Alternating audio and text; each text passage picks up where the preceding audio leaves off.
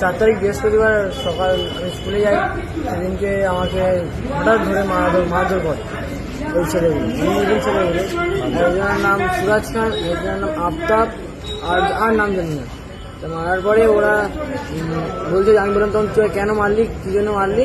ওরা বলছে যে তোর পরে বলবি, আরও মারবে এরকম বলছে। কিন্তু আমি যদি কিছু করিনি ওদের সাথে কিছু। তারপরে মারার পরে আমাকে ক্লাসে নিয়ে যায়, গিয়ে আরও মারধর করে।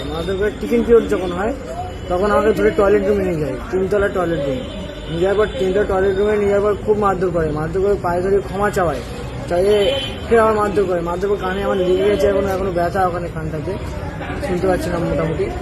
তো দেখার পর আমি বাড়িতে এসে বাবাকে দেখে বাবার কাছে গেছিলাম। জয়শ্রীরাম আমি বলিনি, জয়শ্রীরাম বলে আমি জয়শ্রীরাম বলি, কিন্তু জয়শ্রীরাম বলিনি, মিথ্যা অপবাদ দিয়ে আমাকে মারধর করেছে। মারধর করে আমি বাড়িতে এসে বাবাকে বলি, বাবা আমাকে নিয়ে থানায় গিয়ে জিডি করানোর পরে বুধবার বৃহস্পতিবার হয়েছে, তার শুক্রবার দিন আমরা স্কুলে যাই, স্যারদের সাথে কথা বলার পর তারপর শুক্রবার দিন শনিবার দিন আমরা গেছিলাম, যাওয়ার পরে ওই দিন পুলিশে গেছিলো, যাওয়ার পর স্যারদের সাথে